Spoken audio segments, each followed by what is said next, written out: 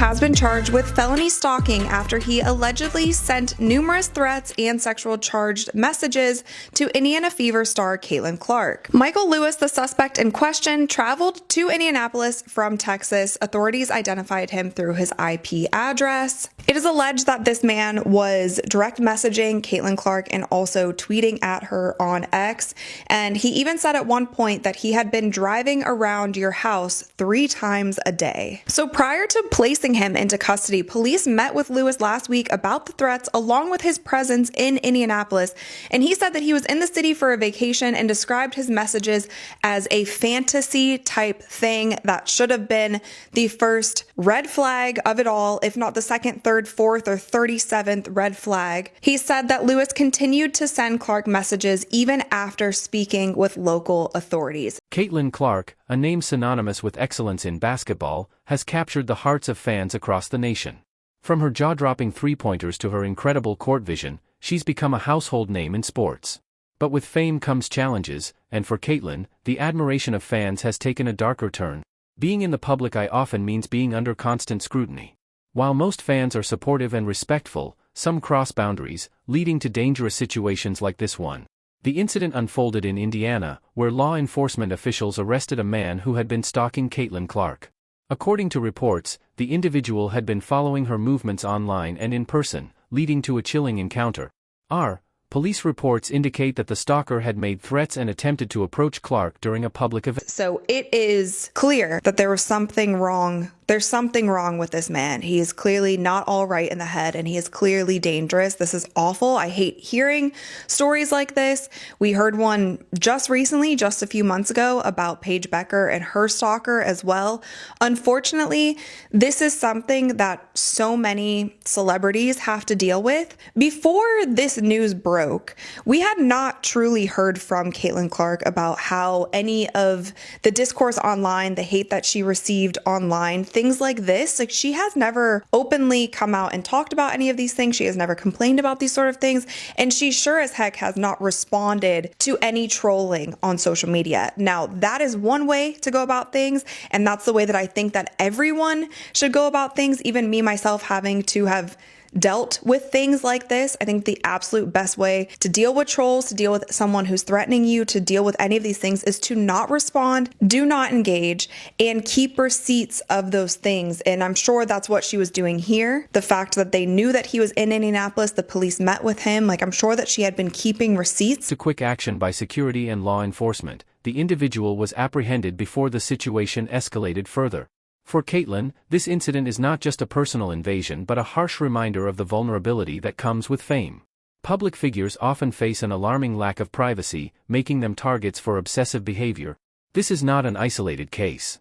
Many high-profile individuals have spoken out about their experiences with stalkers, highlighting the emotional toll and constant fear they endure. According to studies, nearly 75% of stalking victims know their stalkers in some capacity, and public figures are disproportionately affected. It's a crisis that demands urgent attention. A roundtable discussion with experts on law enforcement, mental health, and celebrity security. So, what can be done to prevent incidents like this? Experts suggest a multi-pronged approach, focusing on stricter laws, better mental health support, and increased security measures for public figures. Expert: we need stronger anti-stalking legislation that includes digital harassment, as well as better tools for law enforcement to track and address these threats before they escalate. But it's not just about laws. Mental health professionals emphasize the importance of identifying and addressing the underlying issues that drive stalking behavior. Professional: of these weird things that are probably happening to her. This is probably, unfortunately, not the only person who, I hope it's the only person who goes as far as to actually stalking her.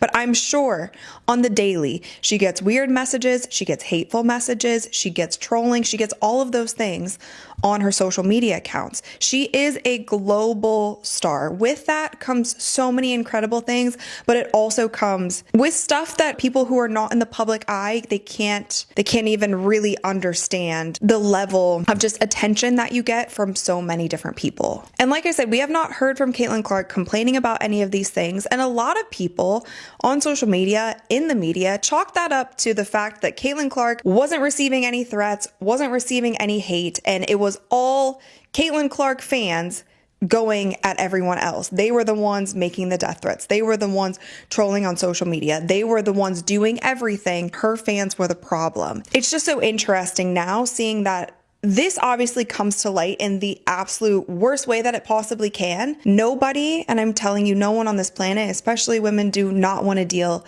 with a stalking situation. It's one of the scariest things. Like, that is not something that I would wish. Cases, stalkers suffer from untreated mental health conditions.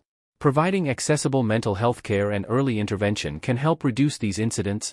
Technology plays a significant role in modern stalking cases. Social media, while a powerful tool for connection, often exposes individuals to unwanted attention. Platforms must take responsibility by implementing stronger privacy features and cracking down on abusive behavior. For public figures, the line between professional outreach and personal safety is increasingly blurred.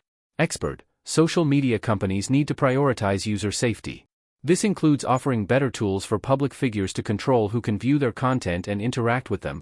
For victims of stalking, support networks are crucial. Organizations dedicated to helping stalking victims provide resources, counseling, and advocacy to ensure they're not navigating this journey alone. Representative, our goal is to empower victims and provide them with the tools they need to regain control over their lives. No one should feel unsafe because of another person's actions. As Caitlin Clark continues to inspire on the court, this incident serves as a wake-up call. It's a reminder that we must all do our part to create a safer world for everyone, especially those in the public eye. Let's ensure that admiration never crosses the line into obsession, and that those who bring us joy and inspiration can do so without fear. A helpline number and website for stalking victims appear on screen, along with the words, "If you or someone..." On anyone, because you never know as to what level that could go. Does it go from just them having this little fantasy type thing online where they're sending these cute little messages and pretending like you guys are friends? Then it goes to circling your house. Then it goes to breaking into your house. Like, there are so many levels. We have seen things play out in the worst possible way. So many people within the WNBA sphere just thought that she was the golden child and she was only getting praise and she was only getting all of these things, when behind the scenes, I'm sure, and I've talked about in many videos, I feel like she carried the weight of the world on her shoulders while just trying to play basketball as a 22-year-old in her first year in the league, and just taking over the sport in general, becoming the face of the league that young, and just dealing with so much spotlight, so many people talking about her, the hate, the love, all of the things coming down on her. But so many people just assumed that everything was fine and dandy and rainbows and butterflies in Caitlin Clark world. Nonetheless, she is dealing with things like this behind the scenes. And that's even some advice that I would give to some of these rising stars within the WNBA, rising stars on social media. There's this weird dynamic that you start to have as an influencer or with a celebrity on social media, because, and I know this firsthand, the more that you share on social media, the better your social media posts do, the more, a lot of times, more brand partners you'll get, the more money that you will make.